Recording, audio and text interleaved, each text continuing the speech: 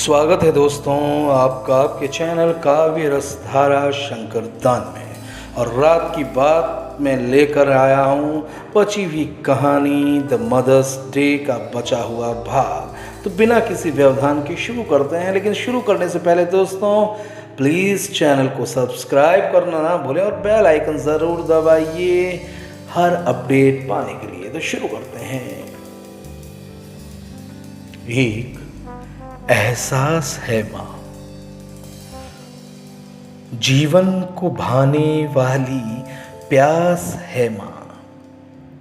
हर एक दुख मिट जाता जिसकी सूरत देख, वही कड़कती धूप में छाँव का आभास है माँ।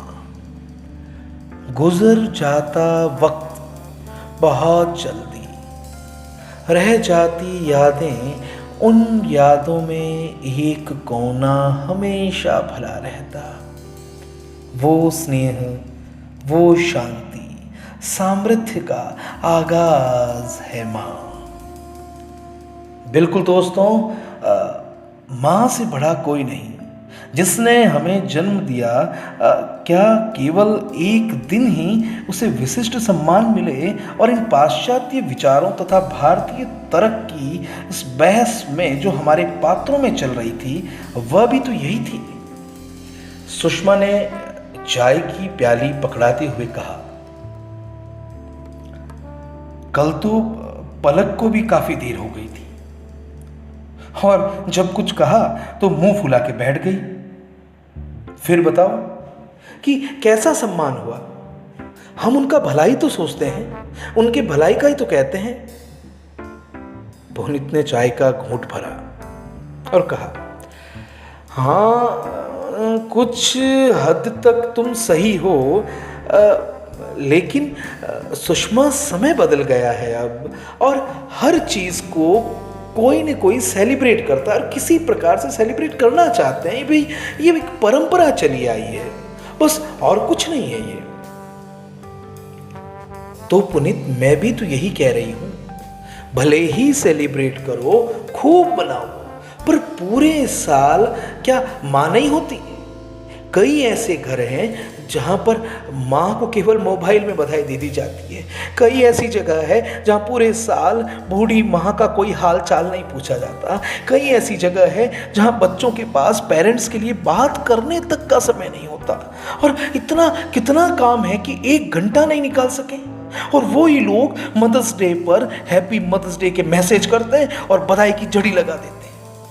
मुझे बस पुनीत इससे तकलीफ होती है।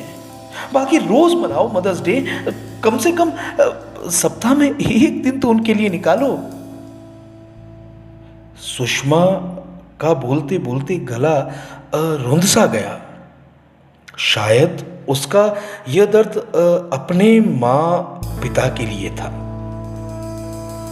हो भी क्यों नहीं, क्योंकि वो दिल्ली में अकेले रहते हैं और उनका बेटा लंदन में, और उसे इतना भी वक्त नहीं मिला कि माँ बाप से बात कर ले। 6 महीने उसको माँ बाप से बात किए हो गई। पुनीत ने सुषमा को संभालते हुए कहा, अरे सुषमा बिल्कुल, हाँ तुम ठीक कह रही हो, तुम ये लो, पानी पियो लो पहले। सुषमा ने पानी पिया और एक लंबी सांस छोड़ते हुए कहा, पुनीत कभी डर लगता है बहुत। क्या इस समाज में या हमारे साथ रौनक और पलक भी इस संस्कृति में आकर हमें भूल न जाए। भाई को तो मां से बात किए हुए 6 महीने हो गए। इन विचारों की गुत्थी में सोचते सोचते कब रात हुई और कब सुबह पता ही नहीं चला।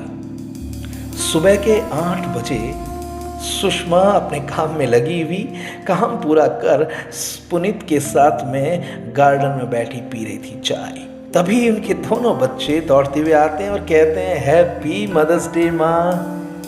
और हाँ माँ, आज हमको कुछ नहीं कहोगे, हम लोग अपने फ्रेंड्स के साथ बाहर जा रहे हैं मदर्स डे सेलिब्रेट करने, और प्लीज़ प्लीज़ प्लीज़ आज मत चिढ़ना। ये कहकर दोनों बाहर चले गए। पुनीत और सुषमा एक दूसरे के सामने देखते हैं। सुषमा की मुस्कान बता देती है कि कल जो मैंने कहा था पुनीत, वो बिल्कुल सही था। सुषमा कहती है, मैंने कहा था ना पुनीत, ऐसे ही मनाया जाता है मदर्स डे। और अभी तो भाई का मैसेज आना भी तो बाकी है। हैप्पी मदर्स डे दी। वक्त में वक्त कबर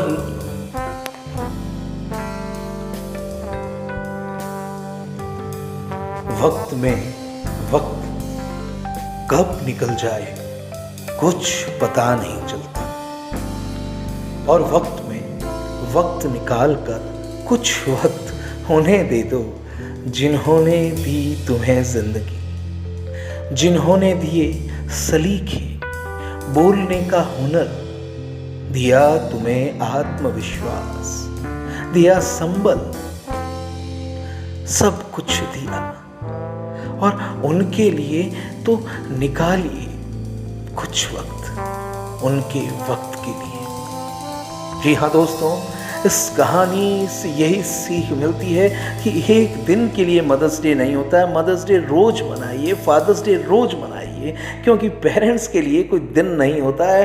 और हमारा कल्चर तो यही कहता है दोस्तों कि हर दिन पेरेंट्स का ही है। इसी बात के साथ रात की बात होती है पूरी दोस्तों। चैनल को सब्सक्राइब करना ना भूलिए, और मिलते हैं अगले सप्ताह शनिवार को फिर एक बेहतरीन कहानी लेकर। दोस्तों तब तक के लिए शुभ रात्रि, शुभ खैर, जय हिंद।